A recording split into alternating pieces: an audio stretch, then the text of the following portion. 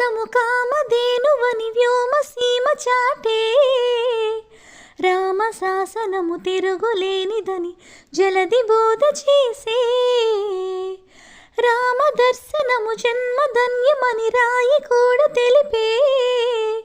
రామరాజ్యమే పౌరులందరినీ నీతి బాట నిలిపే.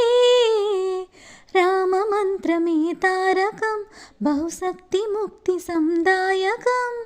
రామనామమే అమృతం శ్రీరామ కీర్తనం సుకృతం. ఈ రామచంద్రుడే లోకరక్షయని అంతరాత్మ పలికే.